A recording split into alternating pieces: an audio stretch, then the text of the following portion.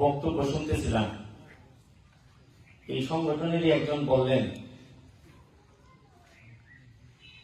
যে রাজনৈতিক কোন উদ্দেশ্য আমাদের নাই, আমরা রাজনীতি করার জন্য এই সংগঠনটা করি নাই। উনি হয়তো মনে করতেছেন যে রাজনীতি বুঝি খারাপ জিনিস, এই জন্য উনি এই কথাটা বলতেছেন। রাজনীতি কিন্তু কোনো খারাপ জিনিস না।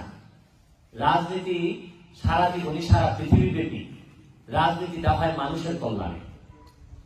মানুষের যারা কল্যাণ করেন তারাই রাজ্যের নীতি নিয়ে কাজ করেন, এবং পুরা নীতি হওয়া হচ্ছে গিয়ে রাজনীতির মধ্যেই থাকা উচিত।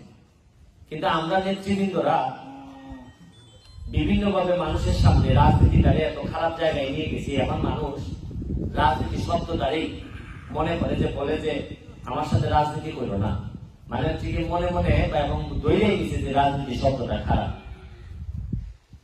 উনি আরেকটা কথা বলছেন যে আমরা নেতা হইতে চাই না।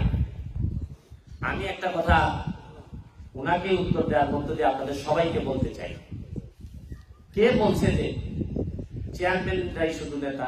কে বলছে যে মেম্বাররাই শুধু নেতা? কে বলছে যে এমপি সাহেবই শুধু নেতা?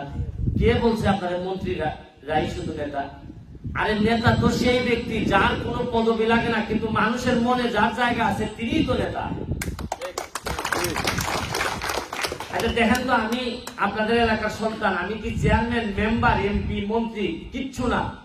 কিন্তু সারা পৃথিবীতে যারা বাংলাদেশিরা আছে, বাঙালিরা আছে, তারা অনেকেই মনে করে যে এই লোকটা মানুষের জন্য কাজ করে, এই লোকটা মানুষের কল্যাণে সবসময় থাকে, এই লোকটার কাছে মানুষের আমানত, এই লোকটার কাছে মানুষের সম্পদ নিরাপদ, এই লোকের হাত থেকে, এই লোকের চোখ থেকে মানুষের সম্পদ নিরাপদ।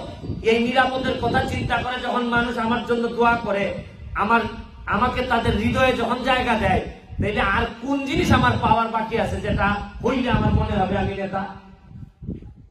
তা আমি আপনাদের এলাকায় জন্মগ্রহণ করে আমি যদি এরকম চিন্তা করি, আমি বিশ্বাস করি আজকে যারা এই সংগঠন, যারা নিজেরা নিজেদের জন্মস্থানের কথা চিন্তা করে, আজকে এই 7-8 জন 9 জন মানুষ বিভিন্ন ব্যাকগ্রাউন্ডের, কেউ আর্মিতে আছেন, কেউ ব্যবসা করেন, কেউ বিদেশে থাকেন, যারা আজকে এইরকম একটা এই ঈদের আগে যারা খাদ্য সামগ্রীর ব্যবস্থা করছেন, যারা বক্তব্য দিয়ে বলছেন যে আমরা এই ইউনিয়নটাকে মাদক মুক্ত করব, আমি তো মনে করি অন্য কেউ মনে করেন আর না করেন, এরাই হচ্ছে কি এই ইউনিয়নের প্রকৃত নেতা, এবং এদের প্রতি আমার শুভেচ্ছা অভিনন্দন সবচেয়ে। এখানে যিনি চেয়ারম্যান সাহেব আছেন, যিনি আওয়ামী লীগের নেতা আছেন, আমি ব্যারিস্টার আছি, আমরা বেশিরভাগই কোনো না কোনো শপথ নিছি যে আমরা দেশের জন্য কাজ করব। শপথ নিছি আমরা, হয় বই ধরে নাইলে কোরআন শরীফ ধরে। উনি তো 2-3 বার শপথ নিছেন মনে হয়। উনি মানুষের সেবা করার জন্য বাধ্য, উনি শপথ নিছেন। আমি শপথ নিছি, আমি সেবা করার মধ্যে খুব বেশি বাহাদুরি নাই, কারণ আমি শপথ নিছি সেবা করব। কিন্তু এই যে 9 জনের কথা বলতেছেন, এই 9 জন ছাড়াও আপনাদের ইউনিয়নে যারা শপথ না নিয়েও শপথ যারা করছে, তাদের চেয়ে যখন বেশি কাজ করে ইউনিয়নের জন্য, তো এরা নেতা হবে না তো আর কে নেতা হবে আপনি বলেন? আমি আমার এলাকায় চাই যে যদি ওই রকম নেতা জন্মাক, মানুষ যেন একটা ইউনিয়নে আইসা সবসময় চেয়ারম্যানরে না খুঁজে, মানুষ যেন একটা ইউনিয়নে আইসা অমুকরে তমুকরে না খুঁজে, যে যিনি চেয়ারম্যানও না মেম্বারও না, কিন্তু এই লোকটারে আইসা খুঁজবে যে এই লোকটা আছে কিনা। সে হয়তো চেয়ারম্যানও না, মেম্বারও না, আইসা বলবে যে এই লোকটা থাকলে সমস্যার সমাধান করা যাবে। আরে নেতা তো তিনি, যিনি সকল সমস্যার সমাধানের দিকে দৃষ্টি দিবেন, তিনিই তো মানুষের মনের নেতা।